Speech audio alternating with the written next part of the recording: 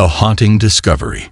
The blazing sun beat down on the vast, barren desert, stretching for miles in every direction. The heat was oppressive, and the air shimmered above the ground like a mirage. The desert landscape was unforgiving, with only the occasional scrub brush or lonely cactus standing defiant against the harsh elements. In the distance, the rumble of military engines and the crackling sound of distant gunfire mixed with the steady hum of soldiers preparing for their training exercises. This was just another day at the military base, a place where discipline and training were the orders of the day. Yet today was different. Standing near an old rusted M2 Bradley tank, Sergeant Marin Vass and her K9 partner, Ivar, a large and battle-tested German shepherd, were about to face something neither of them could ever have imagined. The dog was unusually agitated, barking furiously, and tugging at his leash with such intensity that Marin could feel the strain in her arms. Ivar's body was stiff with tension, his ears flat against his head, and his sharp eyes fixed on the tank in front of him. For the last few years, Marin had worked alongside Ivar, training him to detect explosives, human remains, and all manner of potential threats. Ivar had never been known to overreact, and his instincts were trusted implicitly by every soldier in the unit. But now, something had triggered the dog's primal instinct. Something was off about this tank. The usual sounds of the base. The whir of helicopters in the distance, the chatter of other soldiers, faded into the background as Ivar's deep, throaty barks echoed across the training field. Marin clenched her jaw as she tried to hold Ivar back. Something in the dog's behavior set off a warning in her gut. She had seen many things in her years as a handler, but this felt different. Ivar had never reacted like this before. It wasn't just the barking. It was the urgency, the desperation in his stance that told Marin they weren't dealing with a routine situation. Sergeant Corbin Hensley, a seasoned combat veteran with years of experience, stepped forward, narrowing his eyes as he studied Ivar. "What's going on with him?" he asked, his voice calm, but laced with concern.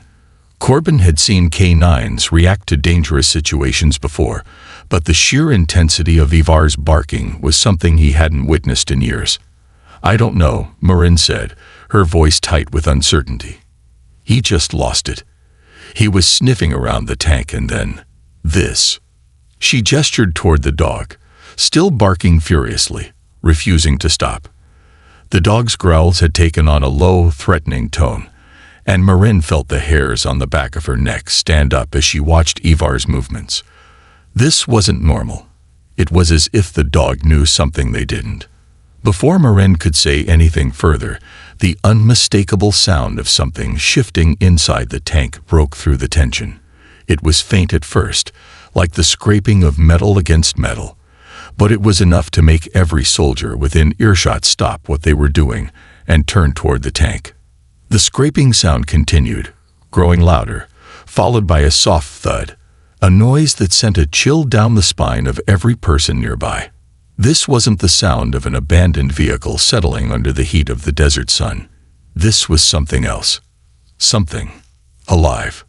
The soldiers stood frozen, their eyes locked on the partially open hatch of the M2 Bradley tank.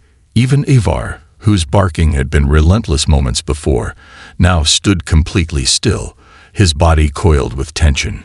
Marin felt a sense of dread gnaw at her insides, but she couldn't tear her eyes away from the tank. Whatever was inside, it wasn't supposed to be there. "Did you hear that?" Ephraim Tate, another member of the unit, muttered as he instinctively reached for his rifle. His fingers hovered over the trigger, and the tension in the air grew even thicker. Corbin exchanged a glance with Marin. His expression was unreadable, but the unease in his eyes mirrored her own. He motioned toward the tank hatch. "Tate, check it out." Tate hesitated for a moment, his hand still gripping the rifle, before slowly moving toward the tank. His steps were cautious, deliberate. Every muscle in his body was tensed, and Marin could sense his growing unease. She had worked with these men for years, and never before had she seen them so on edge. The silence hung heavy around them as Tate approached the hatch. The weight of the moment was almost unbearable. The faint sound of Ivar's growl, low and primal, was the only thing that kept the group from being consumed by the oppressive silence. Something inside that tank was making the dog react like this, and that was enough to send a wave of anxiety through every soldier present. As Tate reached out, his fingers barely grazing the cold metal, Ivar's barking stopped abruptly. The sudden silence felt even worse than the incessant noise had. The dog's growl, however, intensified, his body so rigid that it looked like he might lunge at the hatch at any moment. Marin's heart pounded in her chest as she fought to maintain control of the leash. She had worked with Ivar for years, and in all that time, she had never seen him act like this. Not even when they had trained with live explosives. Her voice trembled slightly as she whispered, "What's inside that tank, Ivar?" Before she could get an answer, Tate took a deep breath and pulled the hatch open. The sound of rusted metal grinding against metal echoed through the air as the hatch creaked open, releasing a wave of thick, foul-smelling air. It hit them like a punch to the gut. The stench was overwhelming, rotten, metallic, and unnatural. A smell that made their stomachs churn and their throats tighten. Ivar lost it the moment the hatch was fully open. The dog lunged forward with all his strength, his bark loud and ferocious as he tore at the leash, desperate to get inside. Marin struggled to hold him back, her hands shaking as she tried to control the dog, but there was no stopping him now. "What the hell is in there?" Corbin muttered under his breath, his eyes fixed on the hatch. Tate stood frozen, his flashlight beam flickering as he aimed it into the darkness inside the tank. At first, the light illuminated nothing but the wreckage of the old vehicle, dust-covered walls, broken wires, and empty ration packs. But then, the beam caught something that made his stomach drop. A shape in the far corner. A body, crumpled and still. Tate's pulse quickened as the realization hit him. This wasn't just an abandoned vehicle. It was a grave. The haunting discovery. The desert sun beat down with relentless force as Tate knelt next to the tank, his heart pounding in his chest. His flashlight flickered in his sweaty grip, casting a dim, unsteady beam onto the interior of the vehicle. Every fiber of his being screamed for him to look away, to ignore the disturbing sight before him. But he couldn't. His mind refused to process what his eyes were telling him. It was as though the light was pulling him deeper into the tank's oppressive darkness, unwilling to let him escape the truth. The shape in the corner of the tank was hunched, unnatural, too still. The faint glint of white beneath the grime and dust caught his eye, and for a moment, Tate's breath hitched in his throat. The uniform. It was torn in places, but it was unmistakably a soldier's, still recognizable despite the layers of decay. The rusted beams of the tank's interior surrounded it like a tomb, making the scene feel even more grave. Tate's flashlight beam trembled slightly as he adjusted it, trying to bring some clarity to the figure. At first, he told himself it was just gear, abandoned clothing, maybe. Something left behind when the vehicle was decommissioned. But that wasn't what he was looking at. No, what he was staring at was something far more sinister. His mind began to process it slowly. There, in the farthest corner of the tank, was the outline of a body, a person, too contorted to be in any natural resting position. The body was twisted in a way that was almost grotesque, as though it had been shoved into the tight confines of the tank without any regard for the life that once animated it. Tate swallowed hard, his mouth dry as he squinted into the dark corner. He could make out the faintest details, his heart pounding in his ears. The uniform, the shape of the limbs, the twisted angle of the head. It was all too wrong. Then the flashlight beam caught something far worse. The face. Tate's stomach dropped, and his pulse quickened, his breath hitching. The face, or what was left of it, was distorted. The right side was normal enough, worn, weathered by the heat and time. But the left side had been disfigured, almost melted away.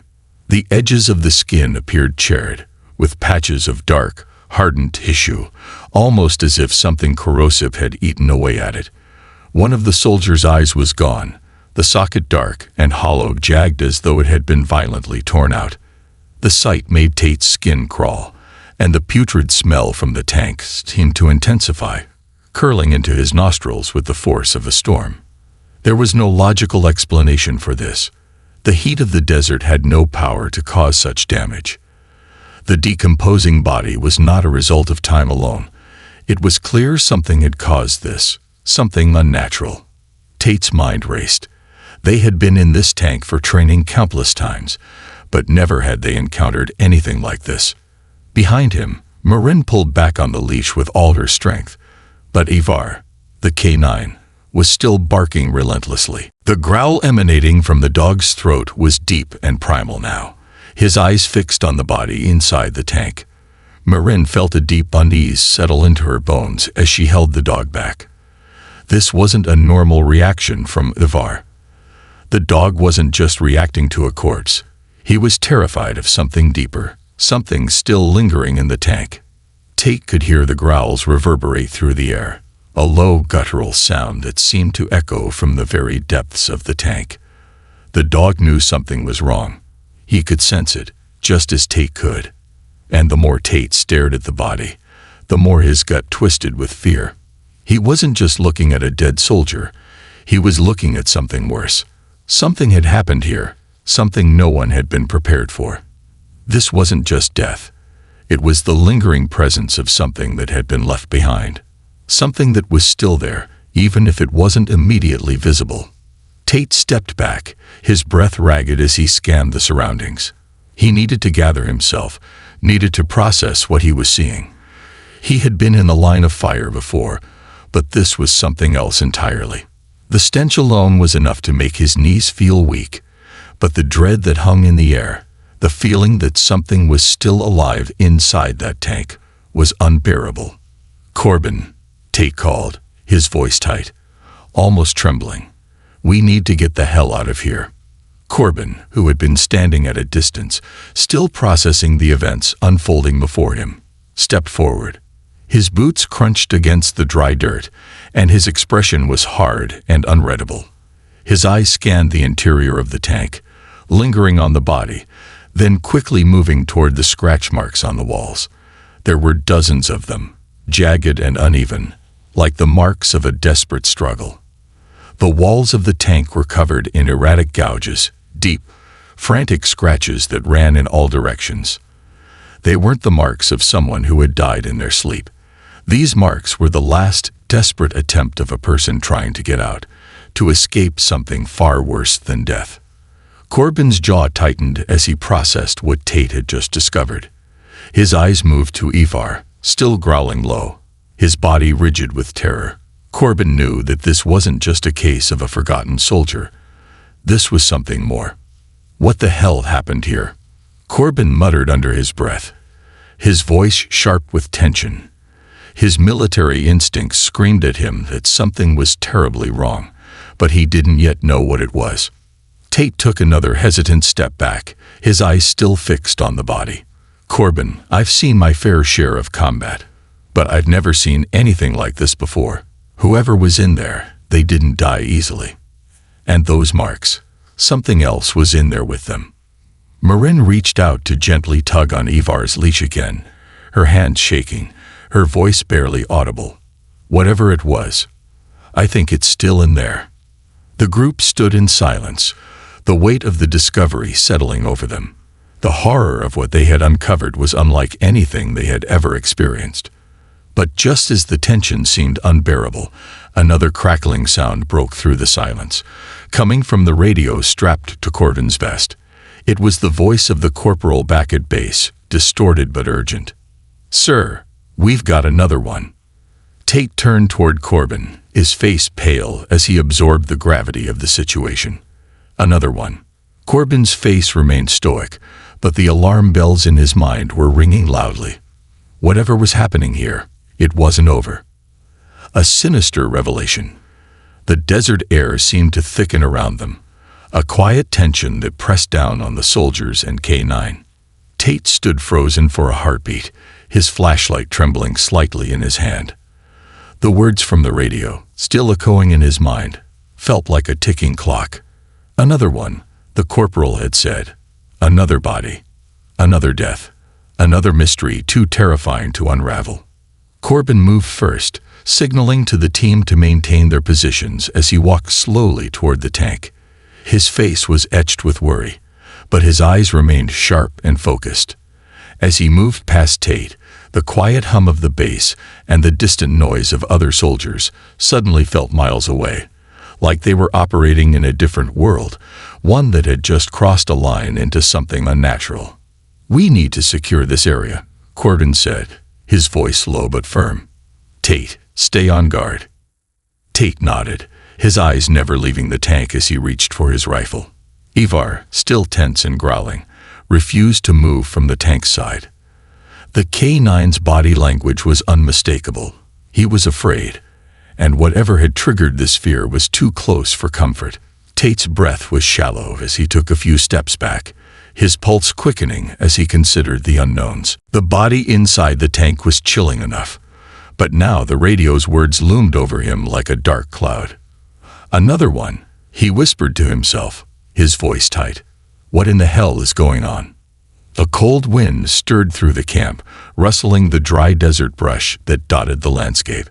The sun had started to dip lower in the sky, casting a deep orange glow across the battlefield like training ground. The place, once just another day of drills, had now become a place of unknown dread. The sense of isolation in the barren desert made it feel like they were the only people in the world, surrounded by a ghostly silence that carried with it an unmistakable sense of unease. Tate's mind raced. If there was another body, another victim, what was the connection? Had they been tracking this soldier's death, or had something else gone horribly wrong in the past, something no one had known about? What were they dealing with? Corbin gestured toward Marin, who had her radio out, speaking urgently into it. "Marin, check the perimeters.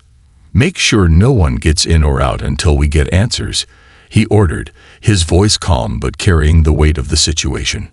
As Marin moved to secure the area, the team members stood in uneasy silence. Ivar continued to pace, his growls growing louder, the dog's anxiety palpable. The soldiers' faces were hard and unreadable, but the tension in their eyes told a different story. Every single one of them could feel it. Something was off, and they didn't know how to stop it. Corbin, never one for hesitation, approached the open hatch of the tank again, his boots crunching against the dry dirt. With a look at Tate, who was still gripping his rifle, Corbin leaned down to peer inside the tank. The stench that emanated from the vehicle hit him immediately, a rancid, suffocating odor that seemed to permeate every inch of his clothing and skin. It wasn't just decay, it was something worse, something that left a bitter taste on the back of his tongue. Tate slowly approached, keeping his eyes trained on the perimeter while Corbin peered into the tank once more. The flashlight beam bounced off the walls, illuminating the interior once again, but this time Corbin noticed something more.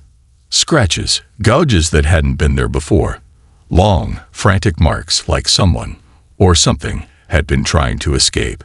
The jagged slashes crisscrossed the metal interior, deep grooves that led Corbin's eyes back to the body. Whoever had been trapped in this tank had fought for their life. "There's something more to this," Corbin muttered, running his hand over his face, his brow furrowed in deep concern. These scratches weren't made by a soldier. Something was trying to break out. Tate's heart raced as he approached the edge of the tank, his eyes fixed on the disturbing scene. His hand trembled as he switched off the flashlight and quickly turned toward Corbin. The radio crackled again, bringing the soldier's attention back to the present. "Sir, we've confirmed the second body." The corporal's voice came through, strained and uneasy. "It's the same as the first, missing an eye, burned, and the markings are identical." Tate's stomach lurched. "Identical?" His voice was tight with disbelief. "Yes, sir," the corporal replied, sounding breathless. "Same symptoms, same condition. We're not sure what happened, but it's spreading." Corbin's jaw clenched. This wasn't just an isolated incident. This was a pattern, and it wasn't something they could simply explain away as a freak accident or a training exercise gone wrong. Something far darker was at play. "Secure the area," Corbin said again, more firmly this time. "We need to figure out what's happening here before it spreads any further. Tate, check the surrounding area for any other signs." As Tate moved away from the tank, his mind was flooded with questions. What was the connection between the bodies? Was this some sort of disease, a biological agent that was infecting soldiers? Or was it something even more sinister? Whatever it was clear that this was just the beginning, and there was no telling what they were going to uncover next. Ivar, still growling softly, refused to leave the tank's side. His instincts, honed over years of training, were more than just a reaction. They were a warning. Whatever had caused this death, whatever had trapped this soldier in the tank, was still lurking in the shadows. Tate's heart pounded in his chest as he scanned the horizon. The desert stretched out endlessly before him, but something told him that the answers were not going to be found in the wide open spaces. They were buried in the dark corners of this base, and they were waiting for the soldiers to uncover them. But as the evening drew near, with the sun dipping low and the shadows growing longer, the one thing that was certain was that whatever had been unleashed in this desert, whatever had left these soldiers dead, twisted, and mutilated, was far from over. And they were only beginning to understand what they had stumbled upon. The final revelation. The desert night crept in slowly, the temperature dropping rapidly as the sun disappeared below the horizon, leaving a chill in the air that only deepened the eerie tension. The soldiers gathered around the tank, their eyes glued to the wrecked body inside, and their minds still grappling with the incomprehensible horrors they had just uncovered. No one spoke as the realization of what they were facing began to settle in. The situation was far worse than any of them had expected. The unsettling feeling of being watched loomed over them all. Ivar, the K9, was still fixated on the tank, his ears flattened against his head, his low growls vibrating through the group. The dog refused to back down, his body taut with fear. Whatever was inside that tank had left a deep, indelible mark on him, and no one could ignore it any longer. "Marin, get a grip on your dog," Corbin snapped, but there was no real anger in his voice. He understood. He felt it too. The atmosphere around them had turned unnaturally still, the only sound being the wind and the occasional rustling of the dry desert brush. "I can't," Marin whispered, her voice strained. "He's not just reacting to the body. Something else is here. I can feel it." Tate's eyes drifted back to the body inside the tank, his pulse racing as his mind continued to replay the grotesque scene. The twisted limbs, the unnatural damage to the face, and those hauntingly empty sockets. It was as if something, or someone, had purposely destroyed this soldier, had left him to rot in this vehicle. The scratch marks on the walls, the frantic clawing at the metal. Nothing about this situation made sense. The team stood in silence for several moments, too afraid to speak, too afraid to move. The wind began to pick up again, carrying the scent of dust and decay as the darkness deepened. In the distance, a faint light flickered. Headlights, perhaps, of another vehicle approaching. But the hairs on the back of Tate's neck stood on end. This wasn't just an ordinary situation. Something in the air felt wrong, as if the land itself was holding its breath, waiting. Suddenly, the radio crackled to life. The voice that came through was faint but urgent. "Corbin, we've got something else. There's been a report from the east perimeter. We've got movement. Can you confirm?" Tate's breath hitched. Movement? That was the last thing they needed right now. If there was anything else out there in the desert, it was too much for them to handle. Corbin stepped forward, his face hardening as he grabbed the radio. "What kind of movement, Corporal?" "Unknown," came the reply.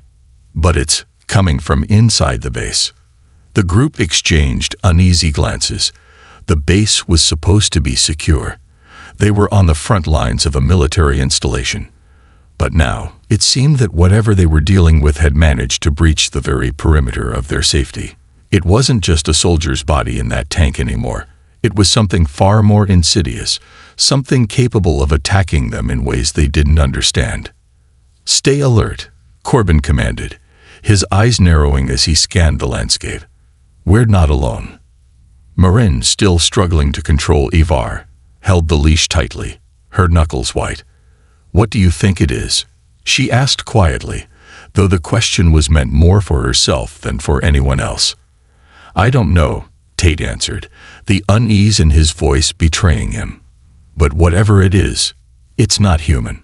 Before anyone could respond, there was a loud crunch of boots on the dirt, a sudden surge of movement from the group's right.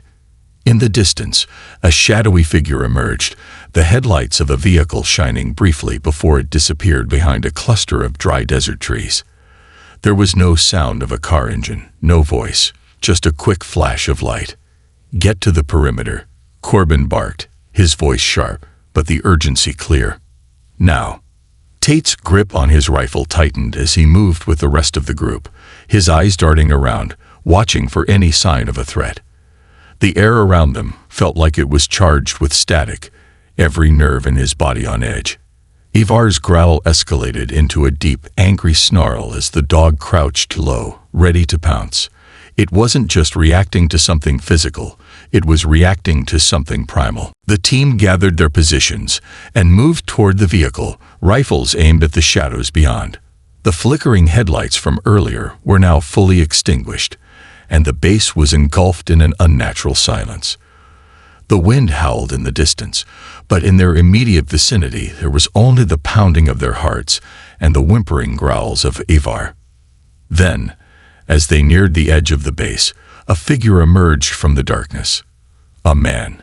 A soldier, or at least what appeared to be one. His clothes were torn, his face hidden behind a grim mask of dirt and blood.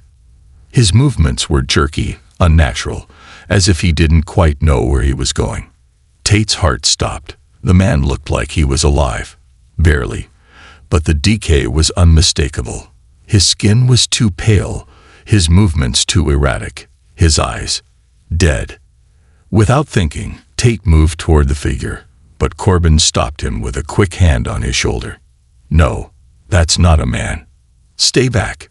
As the figure stepped closer, the team realized the full extent of what they were dealing with. The soldier's uniform was the same as the one inside the tank, but his face was barely recognizable, burned and half-melted. "This is just the beginning," Corbin muttered grimly, as the group prepared for what was sure to be a fight for survival. This concludes the story. Thank you for watching until the end. I hope you found it enjoyable. If you did, please consider liking the video and sharing it with your friends. Don't forget to subscribe to our channel and activate the notification bell for more captivating stories. Have a great day.